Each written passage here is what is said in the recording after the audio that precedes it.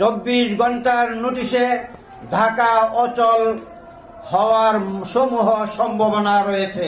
সাংবাদিক সম্মেলনে নির্লজ্জ মিথ্যাচারের মাধ্যমে পূর্বে তাদের কৃত সকল অপকর্মেও দায়ভার উলামাপন্থী সাথীদের উপর চাপানোর অপচেষ্টা চালিয়েছে। প্রিয় সাংবাদিক বন্ধুগণ,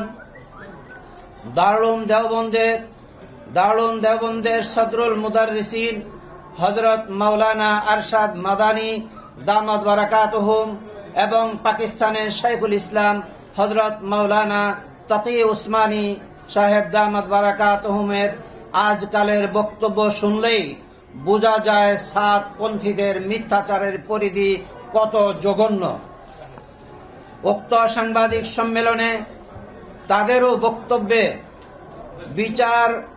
বিচারক মণ্ডলীর সিদ্ধান্তই চূড়ান্ত সিদ্ধান্ত বলে বিবেচিত হবে মর্মে যে বক্তব্য প্রচার করেছে,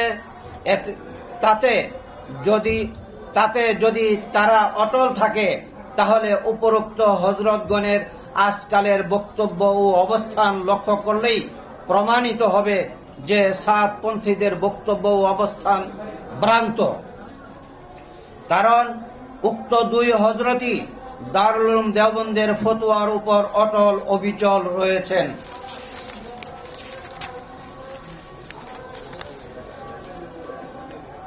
সাতপন্থীদের কথায় মূল ধারা বলতে পৃথিবীতে কোনো ধারা নেই।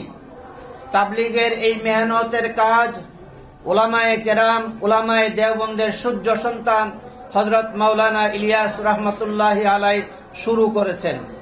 এখনো হক্কানি উলামায়ে কেরামগণই এই মকবুল কাজের আঞ্জাম দিয়ে যাচ্ছেন।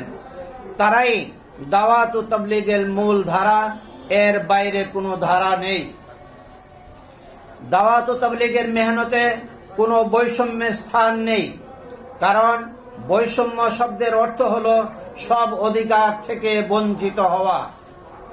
যারা দ্বীনের কুরআন হাদিসের অপব্যাখ্যাকারী, নবী রাসূল সাল্লাল্লাহু আলাইহি ওয়াসাল্লাম ও সাহাবায়ে কেরাম রিদওয়ানুল্লাহি আলাইহিম আজমাইন গণের বিদ্বেষী, তাদের তো দাওয়াত ও তাবলীগের মেহনতে কোনো অংশ থাকার কোনো সুযোগ নেই।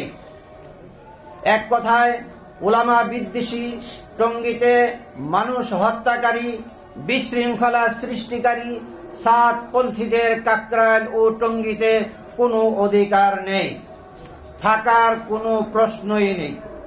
দাওয়াত ও তাবলীগের মেহনতের কোনো পক্ষ নেই, বরং একটাই পক্ষ, তা হল হযরত মাওলানা ইলিয়াস রাহমাতুল্লাহি আলাইহির কর্মপদ্ধতি অনুসরণকারী উলামায়ে হক্কানির পক্ষ। প্রিয় সাংবাদিক ভাইরা, বিগত ফ্যাসিস্ট সরকারের আমলে যারা দুর্নীতিবাজদের তেল মর্দন করে মদদ দিয়েছে, ভোটারবিহীন নির্বাচনে ফ্যাসিস্ট হাসিনা দলীয় কর্মী হিসাবে মাঠে ময়দানে কাজ করেছে, আজকে প্রায় 60-এর অধিক আলেম উলামা সহ 2000-এর অধিক শহীদানের রক্তের বিনিময়ে অর্জিত রক্তের উপর প্রতিষ্ঠিত নতুন বাংলাদেশ আমাদের আস্থার প্রতীক। অন্তর্বর্তী সরকারের প্রধান উপদেষ্টা ও উপদেষ্টা মণ্ডলী এবং সমন্বয়কগণের আশেপাশে ওই সাতপন্থীদের বীর দেখা যাচ্ছে। প্রিয় সাংবাদিক বন্ধুগণ, আমরা আপনাদের মাধ্যমে সরকারের গুরুত্বপূর্ণ ব্যক্তিদের পরিষ্কার বলে দিতে চাই, পতিত ফ্যাসিস্ট সরকারের আমলে সুবিধাভোগী মতলববাজদের কোনো ষড়যন্ত্রমূলক পরামর্শে কান দেওয়া যাবে না। কাকরাইল মসজিদ এবং টঙ্গীর ইজতেমার মাঠ সহ সব সময়ের জন্যই উলামা বিদ্বেষী সাতপন্থী মুক্ত রাখতে হবে। প্রিয় সাংবাদিক ভাইয়েরা, দেশ এখন একটি সংকটকাল অতিক্রম করছে। দেশবাসী আলোর মুখ দেখার প্রহর গুনছে। সরকার দেশবাসীকে একটি শান্তির দেশ উপহার দেওয়ার আপ্রাণ চেষ্টা করে যাচ্ছেন। এ অবস্থায় সন্ত্রাসী সাতপন্থীদেরকে নতুন কোন ষড়যন্ত্রের মাধ্যমে অনাকাঙ্ক্ষিত পরিস্থিতি সৃষ্টির সুযোগ দেওয়া যাবে না। অতএব দেশের শান্তি শৃঙ্খলা রক্ষার স্বার্থে কাকরাইল মসজিদ মাদ্রাসা কমপ্লেক্স ও টঙ্গীর ইজতেমা ময়দান শতকরা 90% উলামা পন্থী তাবলিগের সাথী তথা উলামায়ে কেরামের পরামর্শে শুরাই নিজামে চলনেওয়ালাদের জিম্মায় ছেড়ে দিতে হবে।